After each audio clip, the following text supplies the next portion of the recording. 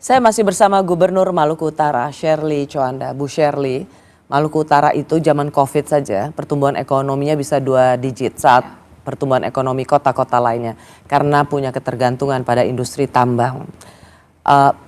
Apa yang bisa Bu Shirley jawab terhadap tudingan, Mbak? Katakan pencinta lingkungan, saya percaya harusnya Anda memiliki juga hati yang sama. Karena tadi Anda sudah mengatakan paham dengan apa yang mereka khawatirkan.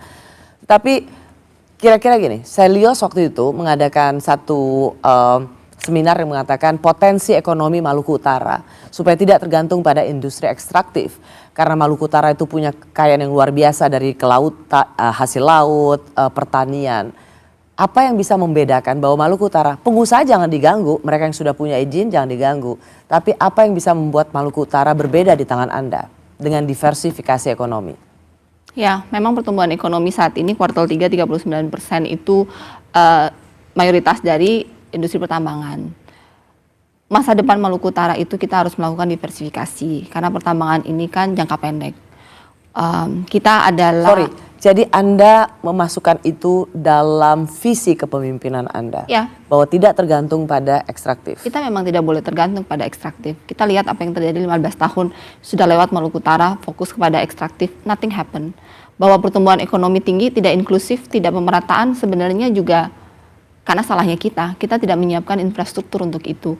Petani dan nelayan kita punya produksi tidak cukup banyak untuk mensuplai kawasan industri. Mereka kebutuhan bahan pangannya 1 bulan 100-an miliar, and then kita tidak bisa supply karena kita tidak ada infrastruktur dan menyiapkan diri selama 15 tahun terakhir untuk mensuplai. Jadi mereka ngambil dari luar, dari Manado, dari Makassar, dari Jawa. SDM tidak semuanya bisa menggunakan orang lokal karena memang SDM kita tidak bersiapkan. Oleh karena itu sebenarnya untuk kita bisa menikmati hasil dari multiply effect dari pertumbuhan ekonomi di tambang, kita harus diversifikasi di perikanan dan pertanian. Kita harus bisa mensuplai industri tambang ini yang sedang bertumbuh very fast. Kita harus investasi di pendidikan, kita bisa mensuplai sumber daya manusia untuk mereka. Dan kemudian satu hal lagi, Maluku Utara itu sangat cantik. Pariwisata itu adalah salah satu cara untuk bagaimana pertumbuhan ekonomi itu bisa inklusif. Kalau dilihat seperti Bali, semua pertumbuhan daerah yang pertumbuhan ekonominya itu karena pariwisata, itu pemerataan ekonomi terjadi karena stakeholdernya banyak. Tapi untuk pariwisata bisa bertumbuh dibutuhkan infrastruktur dasar yang bagus, dibutuhkan airport, jalan jembatan, signal, dan itu masih menjadi PR. Seharusnya industri pertambangan ini menjadi leverage. Nilainya itu menjadi bargaining untuk kita membangun infrastruktur untuk perikanan, pertanian, pendidikan, kesehatan, dan pariwisata. Dan itu belum terjadi. Itu PR saya. Karena akan sangat mengagumkan Maluku Utara ketika ia bisa memulai diversifikasi ekonomi. Saya sedang memulainya, saya sedang membentuk infrastruktur. Saya tidak punya banyak uang, fiskal kita lemah. Saya jalan ke semua kementerian, minta dukungan. Saya mendapat dukungan yang sangat baik dari Menteri Pertanian, dari Menteri Perikanan, dari Menteri Pendidikan untuk membangun infrastruktur di Maluku Utara. Pada saat terpilih Bu Shirley, kalau saya merewind atau mengulang-ulang ingatan tentang bagaimana Bu Shirley terpilih sebagai seorang perempuan. Bahkan waktu itu banyak lembaga survei mengatakan ini triple minority bisa menang di Maluku Utara. Seorang perempuan non muslim, tidak berasal dari Maluku Utara. Ada yang bilang triple, ada yang bilang 5 minoritas. Tapi bagi saya selalu bilang saya merah putih. Saya bukan minoritas. That's my mindset. Itu mindsetnya. Jadi kekaguman orang bahwa wah hebat banget bisa triple atau 5 ketika kita berpikir bahwa kita gitu. tuh minoritas, secara unconsciously kita tuh merasa minder. Saya dulu awalnya selalu ngomong gitu, walaupun saya ini minoritas, and then suatu hari ada teman saya mengatakan, no, you are merah putih. And then since then I berubah, saya merah putih. Saya mencintai Indonesia as much as yang mayoritas. Bu Shirley lagi pencitraan gak sih? Bagi saya pencitraan itu sesuatu yang saya katakan tidak saya lakukan. Yang saya lakukan adalah publikasi. Saya menginformasikan apa yang saya lakukan. Saya tidak butuh orang untuk menyukai saya. Saya punya citra diri yang cukup baik. Saya tidak butuh validasi dari orang. Saya membutuhkan output untuk kepuasan diri saya. Saya mau tanya, apakah tudingan ini atau misalnya tadi saya senang mendengar jawaban dari Bu Shirley mengatakan bahwa saya menghargai kritik dari teman-teman aktivis sebagai teman-teman masukan. dari Jatam NGO saya menerima sebagai masukan. Tapi pernah nggak terpikir oleh Bu Shirley bahwa tudingan ini atau serangan ini karena Anda seorang perempuan?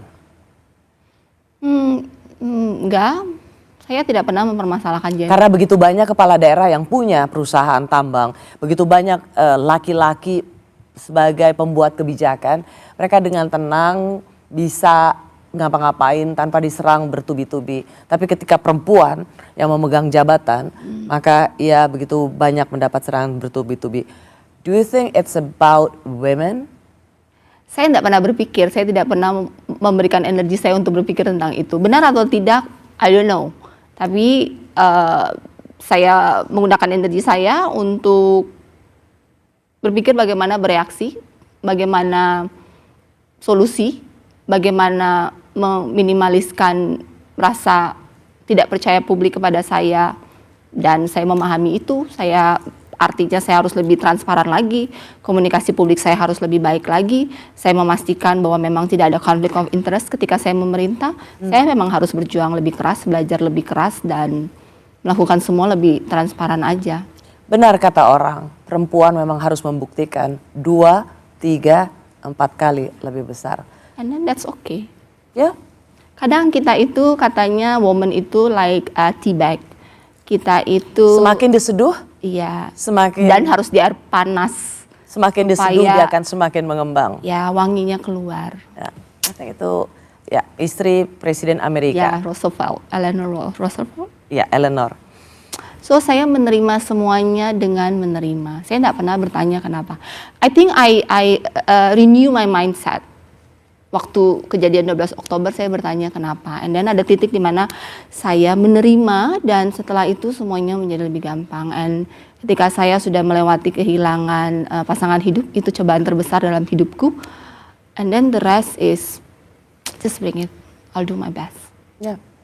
Bu Shirley, saya sungguh berharap dan saya rasa saya tidak sendirian.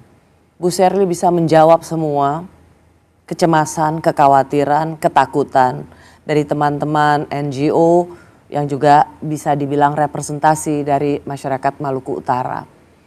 Karena tudingan mereka ini juga karena kecemasan akan tanah leluhur mereka. Saya pahami. Harus berhasil karena begitu banyak orang yang mensupport Anda. Kalau Anda terlibat dalam konflik kepentingan dan kasus korupsi, akan begitu banyak rakyat Anda yang kecewa. Ya, Dan terutama menurut saya banyak perempuan yang memberikan support pada Anda. Saya sering membaca komen, saya sering di DM juga, banyak yang menaruh harapan besar. Saya membuka pintu untuk Banyak perempuan.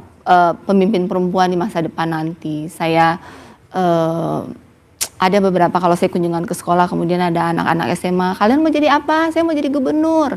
Atau kalian mau jadi apa? Saya mau jadi seperti Bu Shirley. Pada ngomong seperti itu.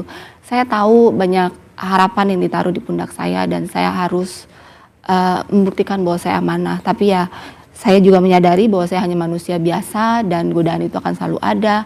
Saya selalu minta doa untuk saya selalu amanah. Setiap minggu saya mengkalibrasi kembali hatiku dan moral kompas saya. Dan saya berdoa Tuhan selalu menjaga hati saya tetap bersih. Saya bukan pemimpin yang sempurna. Saya belajar, jika saya salah, saya menerima kritik. Dan teman-teman Jatam, NGO, media, sahabat saya, Mbak Rosi, siapapun yang bisa, ketika saya salah, kritik saya. Ketika saya salah, ingatkan saya. Untuk saya tetap teguh dalam jalur yang benar.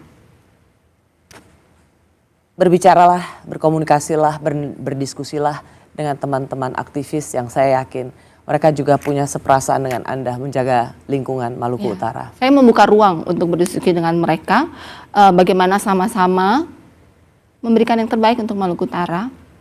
Saya mau memberikan yang terbaik untuk Maluku Utara. Saya yakin mereka membuat semua tudingan dan kecaman itu mungkin dengan alasan khawatir atau pengen yang terbaik untuk Maluku Utara.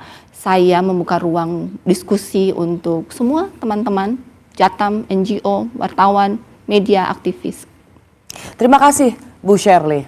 Terima kasih sudah secara langsung menjawab semua pertanyaan soal oligarki, kriminalisasi warga, dan kerusakan ekologis di Maluku Utara. Thank you. Terima kasih Mbak Rosi. Terima kasih juga bagi Anda yang telah menyaksikan Rosi. Saya Rosyana Silalahi undur diri, kita jumpa lagi Kamis depan. Tetaplah di Kompas TV, independen, terpercaya.